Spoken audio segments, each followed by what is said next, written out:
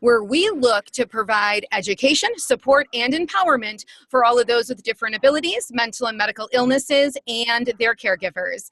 As we continue our weekly focus of the deep dive into the world of dementia, I have on this evening with us Annalee Kruger of CareRight Inc., as well as she is an aging loved one family advisor and a speaker, so that we can bounce some ideas. If some of you tuned in yesterday to our live, we were on with Jim and Amy, which were both caregivers. And so we are really coming at it from that perspective, the perspective of a caregiver who has gone the journey with dementia and all of the different things that fall under the umbrella of dementia. And so I'm bringing Annalee in the house tonight so that she can kind of tackle it from that family advisor aspect. And so, really looking at it from more of the facilities and facilitating all of the different things that need to happen with our loved ones. So welcome to the floor, Annalee. How are you this fine evening? I know that you are in Florida, so we don't feel bad for you in Wisconsin at all. What is the temperature? What's going on with that? Well, it is a whopping 65 degrees. 65. I think, today we did get pretty warm. It was about 38 for a high. So I was feeling pretty good about that. But you're doing nighttime. It's 9 o'clock there? Yes. 65. That's pretty nice. Pretty nice. Yes. Pretty nice. Yes. I cannot complain whatsoever because I looked at what you're getting there in Milwaukee and it's going to be 9.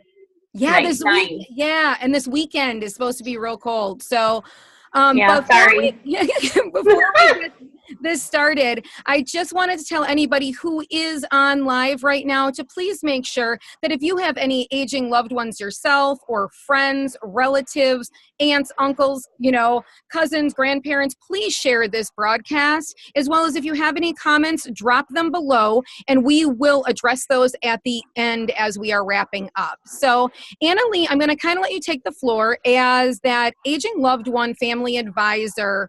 What are the different aspects of what you bring to the table? There are many. There are many.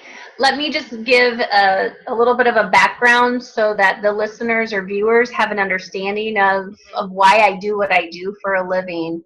I have always worked in long-term care. I started out as a candy striper back when they had them. And then in college, back when we had to wear that pink little dress or apron. And so I worked as a candy striper. I also worked in activities when I was in college. When I was in college, I also lived with and took care of an elderly woman with rheumatoid arthritis because she needed care, but obviously the family wanted to keep her at home. So I took care of her while I was in college. And then I became a social worker. I got my social worker degree and have worked in long-term care as a social worker and then also in management for 23 years. And every day I had families in my office because there was a medical crisis that caught them off guard.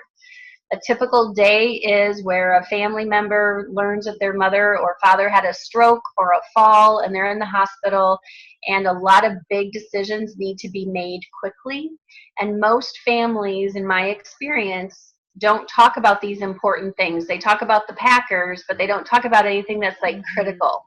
Right. And so in 23 years, I found that it would take about an hour to an hour and a half to actually do the tour of the facility or of the community.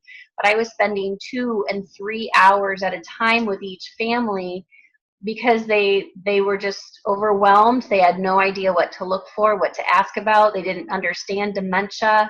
They didn't understand what their loved one had and what that disease prognosis looked like.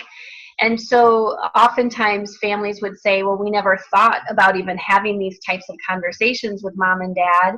And then the other camp of family members were like, you know what, we tried to have these conversations with mom and dad, but every time we brought something up about what is our plan as a family, mom and dad are getting older, their parents would put the kibosh on trying to have this type of conversation. So I thought after 23 years, I thought, gosh, I think I have a business model here. Instead of always being in crisis mode and reaction mode, let's actually be smart and let's plan ahead. Let's have these family meetings sooner rather than later. Unfortunately, we're people, and people just tend to want to procrastinate until they're forced into making these decisions. And why that's a problem for them is that you don't have options when you're forced into making decisions and there's a medical crisis. Your options are much, much more limited than if you were proactive. Just like I tell families, you don't start to plan for retirement and hire a financial planner at the age of 64 when you want to retire at 65, right? Because your options are going to be incredibly limited. So I tell families the time is today, right now, to have that family meeting, have a neutral third-party person facilitate that conversation. Why it's important is because when you're looking at the aging process, you don't want to be willy-nilly about that and just let it go to chance. It's okay to be willy-nilly about going out to eat without a reservation, but you don't want to be willy-nilly about the care of your vulnerable adult. And so topics, there's many topics that I talk with my clients about. One of the first questions, though, when families call me for services, it's never because things are going well. It's because they're a burned out caregiver. They're emotionally drained. They're physically drained. They've sacrificed themselves financially. A typical family caregiver is sacrificing 33% of their annual income by being away from work, taking their vacation days, or going through all of their vacation days for doctor's appointments and hospitalizations. And most of the families that call me for services have used all their FMLA, so they have no time left. So you don't usually, you're not at that first door, like after people go to the doctor, you know what I'm saying, with their loved one, find out that things are kind of declining. You're kind of more when everybody is like in the trenches, you know, already, and they're completely overwhelmed. That's usually at the time where they get frustrated enough of saying, I need help, instead of proactively reaching out for that help ahead of time. Right. My mission when I started CareRight was to help encourage and educate people on why you have to plan ahead. But the reality is most people wait until they're in crisis mode and then they call, and then you have to work magic with finding out what their options are based on what they can afford. Right, and what's still available and all of that. Yeah. And so one of the questions families always ask me is, this is great. You know, we know that we need help. We don't have a sustainable plan. We're bouncing mom and dad between all of us, and no one likes that. No one's happy. It's, you know, it's just not a good scenario. Or the family caregiver themselves is sick because they're not taking care of themselves, right, or they're emotionally drained. And so those are the people that call me for help. And so how they can approach introducing a professional family meeting facilitator to their loved one is to speak from the heart and say, Mom and Dad, we love you. We are in uncharted territory about, you know, what's going to happen down the road. We want to make sure that you have the best quality of care and the best quality of life that you can through this whole journey. But we are in uncharted territory and we don't know what we don't know. And so we need to hire someone to help advocate for us and point us in the right direction of what our options are. And so that's a good way to broach these kind of conversations if you're the adult child or the caregiver of aging loved ones. A lot of my daughters who call for services are taking care of in some way or another up to 6 aging loved ones, their parents, their step-parents, their in-laws, and then that stray aunt or uncle who never either got married or they outlived their children. So a lot of these adult children, daughters or sons, are overseeing the care of multiple aging loved ones, and it is a rocky journey. The aging process is very bumpy, and conditions change very quickly. Like a urinary tract infection can completely throw them off track. Different kinds of infections or blood work that's not up to par, or if they're missing medications, all of those things can really make a big difference to an elderly person. So what's important with facilitating that family meeting is talking about, you know, what's working, you know, what's not working. Usually what's not working is the family is getting burned out. They can't afford to keep missing work. A lot of the clients, a lot of the families' daughters are not taking those job promotions. They need the flexibility to be able to take care of their loved one. So they're really jeopardizing their own financial well-being. Well, and I think from my own perspective is you will always find that the individual who is being cared for, whether that's an aging loved one or someone that is compromised and is younger, is that they are always going to take feedback from a third party better than they're going to take from you, because they will argue with you because you are the closest person to them about everything. I always say to not take it to heart because it's just the way that it rolls. And so I do think that third party a lot of times needs to come in, whether that is, what I'm saying, a facilitator, kind of like yourself within that, or someone that they, when they see people regularly, those are the people that they are the hardest with and that they want to kind of bump heads with the most, to say, I'm not doing it, I'm not trying it. And so I think that that's such a value to be that third party, to be able to it's time, because sometimes they really are in crisis and they really do need to move on to a facility or to get help. But, as aging loved ones, we know some of them, I would say that all of my grandparents that same way. I mean, they were in their, two of my grandparents in their 90s, one of them still here. I mean, very hard-headed, stubborn, but that's what keeps them going, but they're going to do what they want to do, Right. And sometimes it takes that third party to come in to facilitate that, to get them to move so you can get them to safety. Right. Because when families, like you said, when families try to have these meetings themselves, they bring too much family emotional junk to the table, and then the meeting's not effective, and then feelings get hurt. So, you don't want to have a friend or a neighbor trying to facilitate this, because it really needs to be someone who is trained and who does this for a living, who understands what the options are. A neighbor is a good-hearted person, but they're not trained in this. So to get them to go to the next, so where they need to go for safety purposes.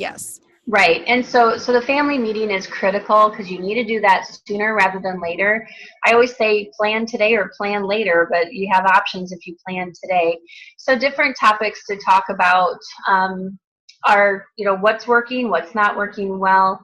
What are the financial resources? If your goal is to age in place at home or stay home, that's great. How did you plan then for that? Or how did your financial advisor plan for that? Because it's expensive either way. It's expensive whether you stay at home, or it's just as expensive to go into a facility. So exploring what they have for financial resources. Do they have long-term care insurance? What other kind of insurances did they buy in advance? And helping that family, because the elderly generation typically does not like to talk about their money and kind of what's going on with them. They want to be private like that. That's why that's one of the reasons you have to have a neutral third party professional person to facilitate this, because the benefit of having these meetings is because then everyone knows what's available for resources, as far as if there's that medical crisis. Dad goes into the hospital for a broken hip, but then he ends up having a stroke, and then he's the one that did all the bill pay, and the mom doesn't know because she didn't do any of the bill pay. The family at least has, okay, where's the account? What are the passwords? They can at least pick up where he left off, right? And so developing that grab-and-go binder as part of that family meeting, where, since we're talking about all these things, do you have the living will? Do you have the power of attorney? Did you plan your funeral already? Did you write your obituary? What kind of hymns or scripture might you want read at your funeral? Having all of these life things planned out and discussed and communicated with is critical, because otherwise, when there's that medical crisis, because I see this every single day, when there's that medical crisis, the families scratch their heads going, oh my gosh, we have no idea where they even have accounts, who their financial planner is, who's their CPA, who are their medical providers. And I would assume that becomes even more challenging and more difficult when folks are facing dementia under that umbrella of Alzheimer's, or, like I was talking about yesterday, if people were on live, there is 100 conditions that fall Right. under dementia, but they're all affecting the memory in some way. So I can just imagine that it becomes extremely hard if people don't proactively plan before those things start to, happen and continue going on. Because if somebody doesn't know what they didn't know, and then the person that they're caring for doesn't know anymore, then there must be a lot of scrambling around at that point as well. There is. And when there's that medical crisis, the family usually would rather be at the hospital, being there to be able to advocate for their loved one, talk with the doctor, find out what's going on. But usually what they're doing is they're trying to find that living will. They're trying to find that power of attorney. They're trying to find all the paperwork that's required for a medical issue. And so it's just stressful, and there's really no reason to do it that way when you can just plan ahead. And I guess the reason I'm passionate about it is because I work with crisis management more than I work with families who want to be proactive. So what I mean by that is I do that free 30-minute consult with families, and a lot of times families will say, okay, well, this is a great service. We'll call you when we need you, because things are going just fine right now. And I'm just like, that's the time to have these conversations when people are calm, they're rational, and you're not forced into it. I've been a social worker now for almost 30 years, and I've never, ever, ever had a family ever come back to me after the medical crisis and say, gosh, I sure felt confident about the decisions that we had to make for my mother when emotions were high and time is limited. No one ever feels good about that. So plan ahead and save yourself time, money, and stress. So a lot of times what happens is, when I'm meeting with families, if their relationships were already strained during, just the last few years, if their relationships are already strained, it's only going to get worse if they don't come together and work as a team and find that common goal of working towards making sure that mom or dad have the care that they need. And what's important is talking about where is your loved one going to live as they age. That's great that they live by themselves right now, but what's the plan for when the time comes that they might not be able to? If dad can't drive anymore, what's the plan? Are they going to move in with you? And does that make sense? What kind of relationship do you have with your aging parent? I've seen that work well, and I've seen that be an utterly awful decision that families have made. It just depends on a lot of different things. A lot of times in this day and age, I'm working with families that live all across the United States, and it's a second marriage. And so Ethel has her kids on one coast, Marvin has his kids on the West Coast, and neither of their children want their loved one taking care of that other elderly person. They're like, well, we're going to move mom, to California with us. And Marvin's kids are like, well, we're going to move her to Kentucky. We're going to move him to Kentucky. So it needs to be discussed, and no one likes to have these conversations because they're unpleasant and emotions can get high, but I can promise you emotions will get even more high, and it will be even more unpleasant if when you don't talk about it. If you don't talk about it, it's not going to go away. Because we were talking about yesterday, for a lot of times when we're talking about our aging loved ones, this might be a short sprint, but it also, especially when we talk about dementia and how sometimes, it can happen as early as into your, 30s, 40s, 50s. It can be a long haul where you don't have any actual other underlying medical conditions that are compromising you that are going to make you pass on. It may be for the long run. And so really having those plans and those things in order, is a great thing. Another thing that I did want to ask you that we had kind of chatted about yesterday, resources as well as how do you, I guess, kind of check on the sources that are there, that they're valid? Is it the same process? Like if I was going to go to a new doctor and I would look up, through the medical, like kind of Better Business Bureau, what kind of doctor they were, and look up their profile and look up their reviews. Is that the same process in which you would use? I mean, obviously they can have someone like yourself, but let's say they're at home and they're just starting to look at things on their own, and maybe they're not in that stage of crisis at all, but they're just starting to look. What would you say are great things to look for or places to look? Would it be those same tools we use for everywhere that we go, for the review process? Yes and no. You can read reviews, you can Google facilities, you can read their reviews. Um, you can look at Better Business Bureau website. You can also research their annual state survey and see what those citations, if any, what kind of citations, what kind of quality of care those facilities provide. It's a lot of time that this takes. And like I said, families don't know what they don't know. And so I see them making awful mistakes because they don't know what they don't know. And then they hire me to come in and kind of fix what they did. Because they're in uncharted territory. Right. They may be looking at things that they're not exactly sure what indicators they are looking for. Now we had discussed yesterday briefly a little bit about memory care facilities versus regular facilities.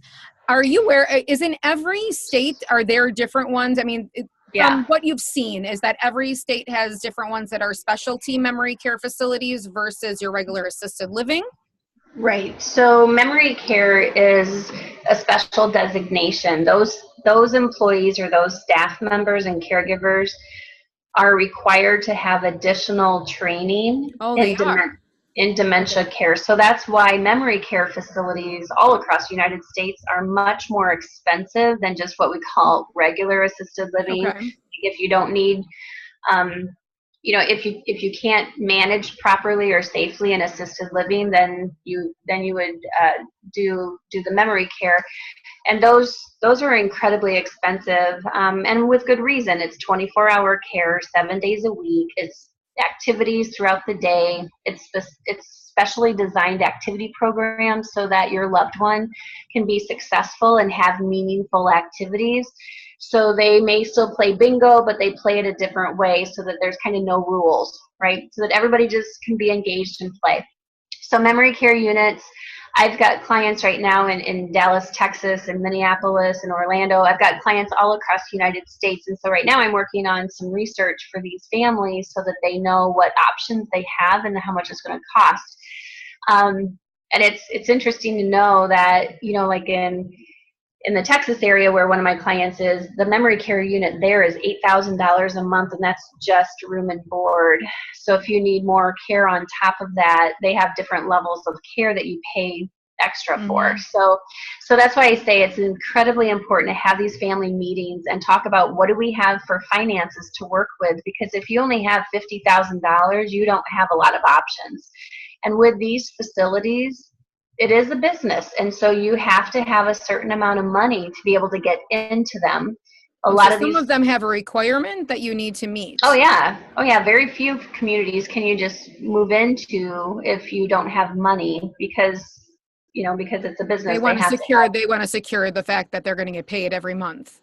Right. Yep. And you can't move in if you don't have a payer source, whether it's private pay or Title 19 or Medicaid. But that's why if you have long-term care insurance, you're viewed much more favorably by the facility, because at least they know that they have a partial payer source.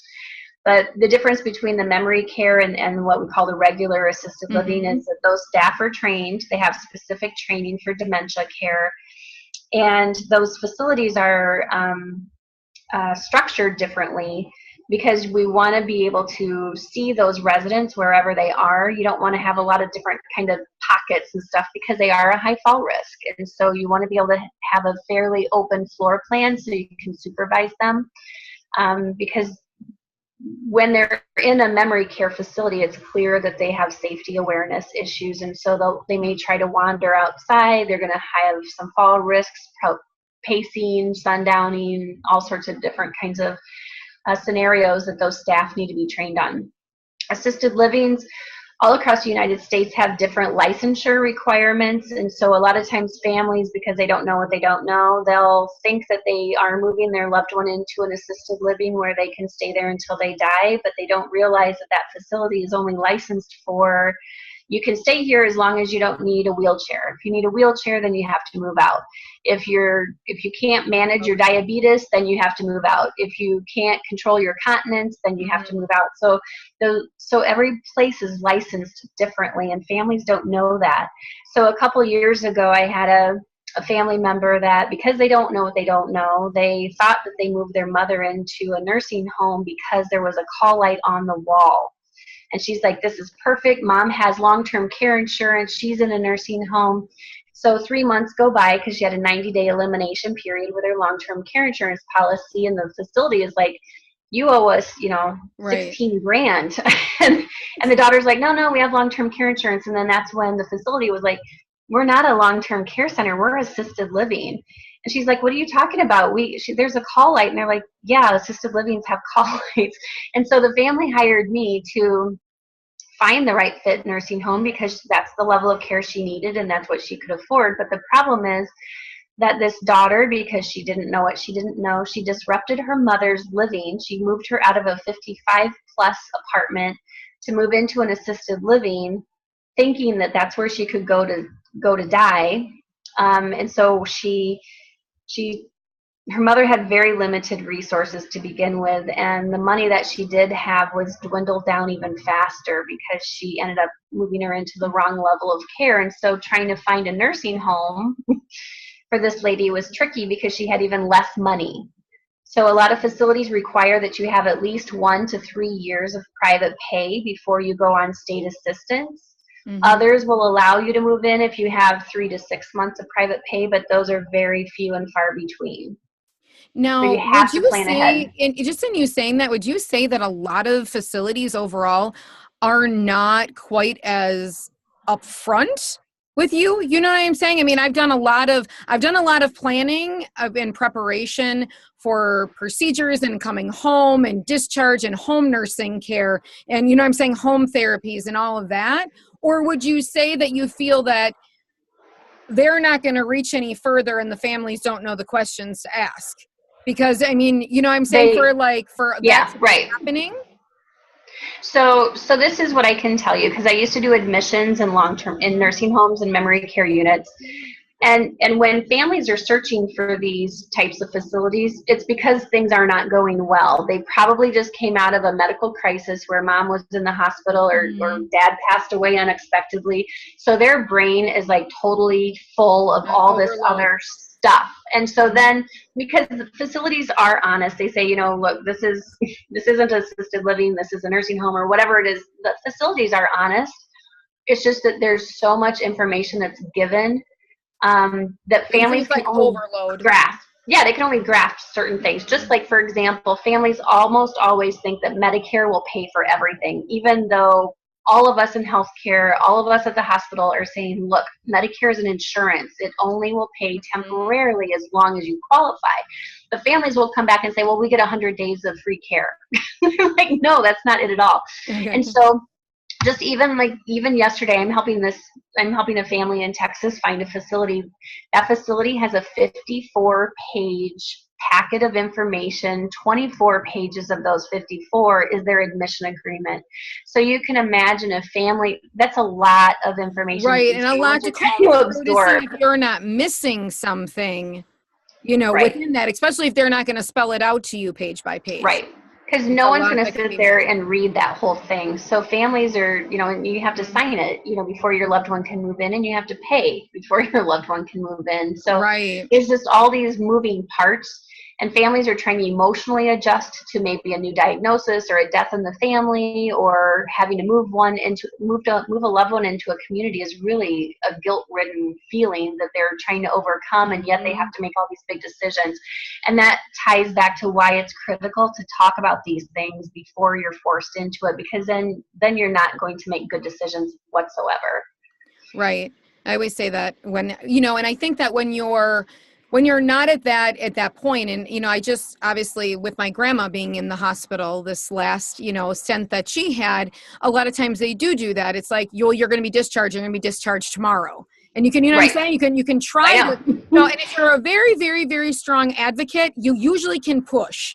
You usually can push to get about another 2 days, about max out of the hospital to give you that time. But if you weren't thinking that they needed to go anywhere, and then they're telling you 24 hours later, they got to go somewhere, that turns into a huge, huge tailspin of where am I going? What am I doing? Which happens a whole lot more as we had that last live conversation about, I feel in the aging loved one care.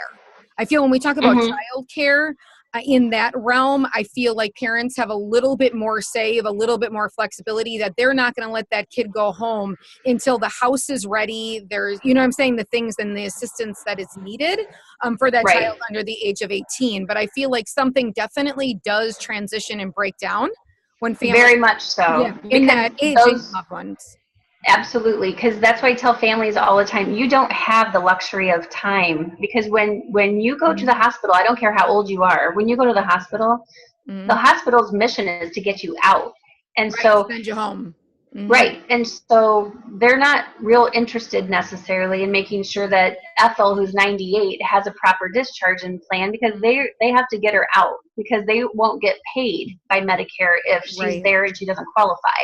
And so that's why it's up to the family to be an advocate, but you have to take responsibility and have these conversations. You cannot wait. You cannot wait until there's a medical event, because you will not have good options and you won't feel good about the decisions that you make. So it's up to the family to take some ownership in this and say, look, we have an aging loved one. We need to figure out a plan A, a plan B, and a plan C, because this is a vulnerable adult in most cases, whether they're just really sick and frail, whether they have memory impairment, whatever they have going on, they're vulnerable. And they have to, you can't put your parent at risk like that. So we have to have a plan in place before things turn south. Right. That's all I always say, plan and prepare. Plan and prepare. Because sometimes one of the pushbacks, people will say, well, yeah, this is great, but your services cost money. And I said, well, of course they do. This is my business. But you'll either pay now or pay later, whether you pay now and have a professional person guide you through it, or you'll pay through anxiety, through insomnia, through strange family relationships, through missed work, through a potential death in your loved one because you don't know what you're doing. So you either pay now or you pay later in one way or another. Right. Now, for others, I know that you have done like some workshops and some classes and things like that. Is that still something that's ongoing, or possibly will be starting up, again, where, when people are just they're kind of at the beginning stage and maybe they're not in crisis mode, but that's a good time to listen in, take a class and start to learn, and take baby steps. Because, people definitely procrastinate. We want them to plan and prepare for, for what is happening now and later. But I think that sometimes just that starting process slowly, instead of everything at one time, is very, very helpful. So really good resources for families to use. And I'm building up my library of webinars and just kind of general information for families to use too on my website. I'm working on that. That's one of my project goals for 2018. But other good resources for families to just kind of dip their toe in, like, okay, we have an aging parent. What do we do? What do we do with them? Just like you don't have a baby and then try to figure it out then, right? Hopefully people plan. They have those books, but I think it's a joke. Like what to expect when you're expecting, what to expect when you have an aging loved one. Yes, but I don't know. I mean, it's kind of there, but so different resources for families who just kind of want to at least start to browse around, if you want to say. Is obviously the Alzheimer's Association is a phenomenal website. They've got just a plethora of information for families, and it's written in a way that families can understand. It's not in professional jargon, which is really important. Whatever your loved one has, whether it's Parkinson's or MS or ALS, whatever it is they have, there's an association for all of those things. Muscular dystrophy, there's associations, and so look on those websites. There's also like the Blue Zone Project is an international project, and they have they have tons of workshops and seminars. They have information about fall prevention, safety at home. They have huge things amount that if your loved one did have a form of dementia, whatever's under that umbrella, that could keep them safe at home. Just some different classes that way. And what is that called? So it's called the Blue Zone Project, and it's huge down here. It's huge down here in Southwest Florida, but it's a I don't know if movement is the right word, but it's growing fame, if you will, and popularity across the United States. So just check out their website, the Blue Zone Project, Yeah, and maybe see if there's anything I'll near drop you. that underneath this live so that people Yeah, who watch the live, they can see the link to it. I'll and drop they that below. And it's all about, the Blue Zone is all about being healthy and aging gracefully with Okay. dignity. And so it's about eating properly and nutrition and exercising and fall safety, so that, Okay. fall prevention, that kind of thing. And so it's a really good resource. It's not like they have someone that will come out and do an assessment. There's very few people like us that do that. So, but the Blue Zone Project is a really good website for them to take a peek at and see if there's anything in their area. Okay. And I know that they're building those workshops and stuff. I don't know if they have anything online yet. Everything seems to be just kind of local at this point, Okay. but I That know you that go it's to like at the growing. library kind of thing or community centers and that sort of thing. Yeah. Yep. Yep. Okay. And so they do a lot of things at like the senior center Or and those yeah, kind of or things. they might have, because I'm sure that possibly when they started, they might have looked at another model. So they might have an idea of things that might be in other places and stuff as Yep. well. You know, Yep. And a lot of facilities these days are having guest speakers come in about how to age with dignity and grace and those kind of things. So you can also check at your local library, because depending on what city you live in, there's a lot of opportunity for free presentations. If you're down here, I do 5 to 8 workshops a month down here. so if anybody wants to take a trip with me to Florida, I know. You should come now because it's nice down here. Yeah, it's nice and warm, and we'll go to Florida. So are you doing those Mm-hmm. presentations still now? So you're in Florida. Do you ever travel? I know you come up to Wisconsin. I don't know if you're still doing presentations here or in other states. So where are you doing any of those? So what I do, I actually did 3 webinars for other companies already this week.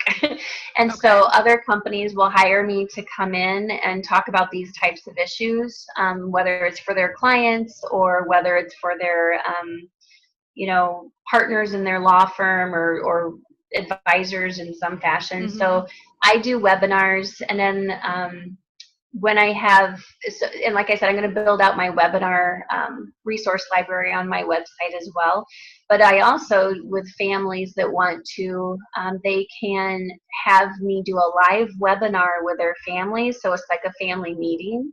And we can do that on the webinar, and that way they can gain information that way too when they're a client. So that's what I do with most of my clients, because most of my clients have some form of memory impairment. And so families really need a lot of education, and they need a lot of support because of the mood, behavior, and personality changes that come along with the dementia prognosis. Families really need to be very nimble and learn how to communicate with their loved one without causing them a catastrophic event or paranoia or tearfulness or those kind of things. So families really need that ongoing kind of care management. Because things will change throughout the course of this journey, and families need that support and that advocate through that whole journey. Well, that is fabulous. Hopping back for 2 seconds, I know yesterday when we looked at the Alzheimer's, is it alz.org, I think is what it is. I'm going to drop that below too. I thought it was absolutely fabulous on there. They have now like even a chat, like an open chat on the top of it. So if someone feels, because my whole concept and the things that I do is so much in that auditory fashion, because I think that we take that in much better. And like you were talking about doing a webinar with families and being able to chat with everybody together. That same concept I thought was really neat to see on their website when I went to it, and I was on there yesterday, that you can go on and hit the chat button. So you have someone live to talk to that can give you a little bit of direction as well. So it is a very, very well and very comprehensive site that way too. So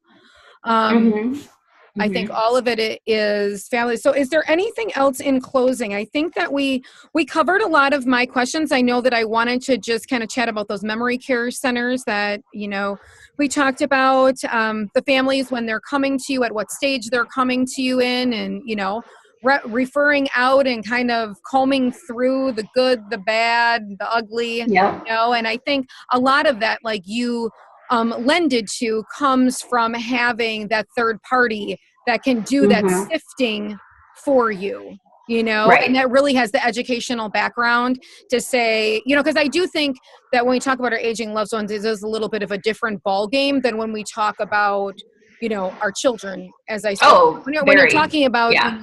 starting at a facility and having 45 pages of fine print to read through to make sure, it's good to have somebody on hand that has looked at those kind of papers before. That when they're combing, they know where they're putting context that you definitely want to know about and be aware about before you sign those papers. So, Right. I think that's so valuable. And no matter where a senior lives, whether they live at home or whether they live in a community or a facility, they really do need an advocate, to make sure that things are going how they should be at home, whether they're using outside resources for home care or their meals. Because seniors can be sneaky about saying, oh, yeah, I ate today. Well, did you really? Because you look like you're losing weight. So they really do need consistent oversight, but in a loving, mature way, not treating them as a child, because they are not. But they do benefit from having that person come in, that neutral person to come in. The family benefits from that because they can just be the daughter, just be the son. They don't have to be the care patrol. And that's really important, because that's where a lot of that from a social work perspective, that's where a lot of that resentment comes in, is, if it's the father, the husband will, I just, today, for example, and down here, I met with a husband that had just retired a year and a half ago, and his wife is in mid-stage dementia, and he's like, this isn't what I bargained for when I retired. We were supposed to be traveling, we were supposed to be doing this, and he's like, she doesn't even know her own children anymore. And so that's the reality of what these people are going through, and why they need to have an advocate and make sure that the caregiver is being taken care of. And I think that we talked about yesterday a little briefly, which I do a whole entire kind of webinar on, is the mourning process. And I think that whether it is that you have a child that is born with a different ability, whether your loved one is in a traumatic car accident or an injury that takes away their impairment, their memory impairment or who they once were, or it is your aging loved one who gets some form of dementia, or they're in their medical stages, they are declining, there is always that mourning process. And I think that's a process that it's hard to be throwing all of the medical stuff at you, and the moving out, and do we need a care worker, and do we, need home care, and what facility they're going to go to, when you're still trying in your head to process the fact that your dad, who was the hunter, the fighter out there doing all these things, doesn't even know who you are anymore. Like you're trying to process that. And sometimes I think that it's a different stage of darkness in our minds and in our mourning process when it is our aging loved ones, because we've had all that time to know them for who they were, and we've developed that. When I think of my own child, my Marcus was born the way he was born. I have the mourning process, but of what maybe I thought was going to be, but really it's been this way consistently. It's not that we did all these things and then all of a sudden there's this huge change. And so I think that it's just an emotional time. And as you lended to, never making medical decisions in an emotional state is ever a good idea. Because you will never, ever, ever make the right decision. I choose now within medical appointments in making decisions. If I'm getting emotional, I'm out of the office. I tell the doctor, I'll call you back tomorrow or the next day, and we'll talk about it again then. Now, when we talk about our aging loved ones, though, and they're in the hospital and they have no more reason to stay, and they say you have 24 hours left and you're not a strong advocate, you don't have that time to check out and say, I need a day to sit and try to process. And so that's where that crisis mode and you getting so much of those calls too, I think, comes from, because you don't have that extra time, and you have all of those things, emotions, as well as making sure that they're taking care of it. It's just at a very high stress level. Yeah. And And it's hard because crises are hard no matter what, but they're harder if this is what now forces a family to have these conversations. It's just that much worse. Rather than they've already had some preliminary conversations about, okay, what's going on, what are we going to do, have at least a skeletal framework of some sort of ideas and notions. But when you're in the throes of it, there's way too much to have to understand and process, and families don't do well with that because nobody does. Nobody would do that. Nobody would do well with that. It's too much information at once. Right. So to take all in. Well, that was a plethora of information. And I don't even know. I don't even have my ticker on. I don't even know how long we've talked. What time is it, Annalee? Oh, 45 minutes. Oh, we always say we're going to be on like for 10 minutes, and then it's like 45 minutes, an hour. But that's fine. That's fine. Everyone is able to get wonderful content, great information. Looking at the feed, we have some people that are listening, saying hello and watching now. But I think I don't see any questions up. So I think we must have answered any question, all the questions that were out there. Now, if people do have other questions, or maybe they want to ask some things privately to you, where is the best place for them to send those messages? Would it be like on Instant Messenger, on CareRight through Facebook? Would it be on your website? They can message me through Facebook. I have a CareRight Inc. Facebook page. They can also, on my CareRight Inc. Website, www.carerightinc.com, there's an online calendar system that families can just click on when they want to do their free 30-minute consult. Or they can call me directly. I've got 2 phone numbers, but either one rings into me. But you can call me at 262-422-3443 and schedule a 30-minute consult as well. But if there's any takeaways from tonight's topic, it's you have to plan ahead. It's absolutely critical. You have to know what your options are in advance so that you have options, and you have to know where your parents or where your loved ones stand from a financial perspective, because at some point your loved one with dementia will need more care than what a caregiver can provide them. And so you need to know what your options are, and you need to know what they have to work with from a financial perspective, so you know what your options are. Money will always dictate what the options are. That's just how it is.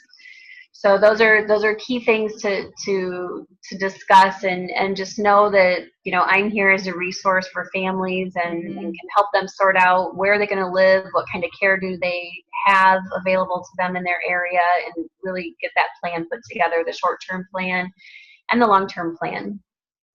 Wonderful. Well, I so appreciate you taking out your almost hour this evening, Annalee, for chatting with us. I'm a little bit jealous. I have to say every time we talk that you're in Florida and I'm here, but that will have to be a trip sooner. Don't hate me. Don't hate me. Sooner than later. But I think it is absolutely valuable for our audience to hear from the different perspectives this whole week, from people who are in the caregiver role, that have traveled the journey, from the family advisor role, the counselor role, the medical professional role. I think that it's just really, really important for people to hear, because they can hear all aspects of it and really be able to absorb it and take it in, and know that there is support and there is resources that are available out there for them for help and helping them to plan and prepare. And I just have to say quickly, because as you know, I'm in healthcare and always have been. My mom has vascular dementia, and so she's in the mid stage of that. And my dad is her family caregiver, and just every time I see her and talk to her, there's less and less of who I know as my mom. One tip I would want to give to those families, no matter if your loved one has memory impairment or not, but to record, do a video of, tell me, Dad, what are some of your favorite memories from growing up, or tell me some of your favorite stories from your career. So really getting that video log, because someday you're really going to appreciate having that while they still can communicate. And so the other thing I wanted to just mention is that there's a lot of professional healthcare workers out there, whether they're nurses or social workers or CNA, certified nursing assistants. Just just know that they put their heart out there every day for your loved one, and to really, have a relationship with the people that provide the care to your aging loved ones. Because it's a tough job, and a lot of those professional healthcare workers are also family caregivers. So they do their shift with your loved one, and then they go home and do it all over again to someone in their own family. Right. So they never get away from being a caregiver. And so give those folks an extra little TLC. So that's just my little plug for, like, whether it's a hospice worker, nursing home, assisted living, home care worker. Give them a little extra TLC, because it's not an easy job. If it was an easy job, the adult child would be doing it. It's not. I can say from being a caregiver for, over 2 decades now, there is nothing, there is not an ounce of it that's easy. That's easy. Caregiving, I always say this, caregiving's not for sissies. I think caregivers should have a t-shirt. I think caregivers should get a t-shirt. Caregiving's not for sissies. No, it's hardcore. It's hardcore all the time. And like I always say, I'm just like, you just gotta take it light. You gotta take it light, because you might be in it for the long run. So, like, get your good pair of Nikes out and go slow. You're right. And you have to learn different coping skills throughout this whole journey, because it's a very long journey. Dementia can last anywhere. It can go up to 22 years. And so that's a long time. And so throughout their journey with your loved one, you learn different coping skills, and you learn to have a sense of humor, because if you don't, you will crack. Right. I have that. Yes. I have that. I'd always look at it like it's a blessing, or God's trying to teach me something about something. That's why it's happening. There's always a reason. There's always a reason for the craziness. So thank you. And thank you for sharing that about your mom, because that's more on a personal note away from your business. And I think that wraps it back to, you're in this field, but you're also with the same eyes of, you're also in it. And I know that you go to visit your parents quite a bit, even though they're a distance away. And so when you're there, you're doing that advocacy and that caregiving there, and watching that change for you. And that's a hard, a hard position. So I thank you for sharing that. And now we're almost at an hour, and we could just chat forever. So you definitely will be back on again. I'll have more questions, but I want to thank you again, Annalee. I'm so excited that you are here again with us tonight. I want to thank everybody for listening. We should have warned them, because you and I know each other, that of course it's not going to be a 15-minute webinar. We should have told them right from the get-go, just grab a pizza and a box of popcorn and a beer or a glass of wine, because just kick back on the couch in your jammies and watch us, because you'll learn something. You'll be able to take away some bit out of it. So yes. So in wrapping up, thank you so much for your time tonight. Thank you guys for tuning in to the On Air Advocate live on Facebook tonight. If you want to check us out on all of our other social media applications, please go to www.onairadvocate.com. You'll find us on YouTube, as well as our weekly podcast that we put out, our Facebook lives, our Twitter, Instagram, and everything. There's so much social media. It's all there. So it's all right there, right on the page. So just go there instead of trying to look for it. So with that being said, everybody have a fabulous night. God bless you, Annalee. God bless everybody. And I will talk to you guys soon. All right. Bye-bye. Thanks, Tammy. Bye. Bye.